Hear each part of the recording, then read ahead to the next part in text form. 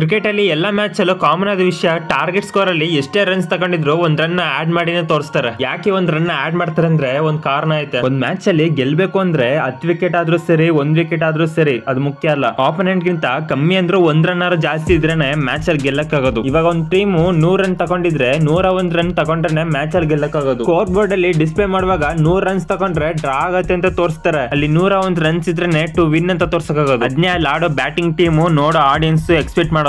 ಸುಮ್ನೆ ಡ್ರಾ ಆಗೋ ಸ್ಕೋರ್ ತೋರಿಸಿದ್ರೆ ಇದಕ್ಕೋಸ್ಕರ ಮ್ಯಾಚ್ ಆಡಕ್ ಬರ್ತಿದೀವ ಅಂತ ಅನ್ಸ್ಬಿಡುತ್ತೆ. 1 ರನ್ ಎಕ್ಸ್ಟ್ರಾ ತೆಗಿಯಕ್ಕೆ ಅಷ್ಟೇನು ಕಷ್ಟ ಇರಲ್ಲ. ಇನ್ ಕೇಸ್ ತೆಗಿಯಕ್ಕಾಗ್ಲಿಲ್ಲ ಅಂತಂದ್ರೆ ಈ ಬೌಲರ್ಸ್ ಏನಾದ್ರು ತಪ್ಪು ಮಾಡಿದ್ರೆ no ball, wide, penalty run ಅಂತ ಟೈಮ್ ಅಲ್ಲಿ ಅಂಪೈರ್ ಅನ್ಕೊಂಡ್ರೆ ಎಕ್ಸ್ಟ್ರಾ ರನ್ ಕೊಡ್ಬೋದು. ಆದ್ರೆ ಬಾಸ್ಕೆಟ್ ಬಾಲ್, ಫುಟ್ಬಾಲ್ ಅಲ್ಲಿ ಹಿಂಗೇನು ಇರಲ್ಲ. ಏನಾದ್ರೂ ಫೌಲ್ ನಡೆದ್ರೆ free kick, penalty kick, free throw ಜಾಸ್ತಿ ಅಂದ್ರೆ ಪ್ಲೇಯರ್ ನ ಡಿಸ್ಕ್ವಾಲಿಫೈ ಮಾಡಿ ಕಳಿಸಬಹುದು. ಎಕ್ಸ್ಟ್ರಾ ಪಾಯಿಂಟ್ ಕೊಡಕ್ಕೆ ರೆಫ್ರಿಗೆ ರೈಟ್ಸ್ ಇರಲ್ಲ. ಇದೇ ಕ್ರಿಕೆಟ್ ಗೆ ಬೇರೆ ಸ್ಪೋರ್ಟ್ಸ್ ಗೆ ಇರೋ ಡಿಫ್ರೆನ್ಸ್. ಅದ್ ಬಿಟ್ಬಿಟ್ಟು ಫೌಲ್ ಮಾಡಿದಾಗ ಎಲ್ಲ ಎಕ್ಸ್ಟ್ರಾ ಪಾಯಿಂಟ್ಸ್ ಕೊಟ್ರೆ ಆಡಿಯನ್ಸ್ ಡಿಸಪಾಯಿಂಟ್ ಆಗ್ತಾರೆ.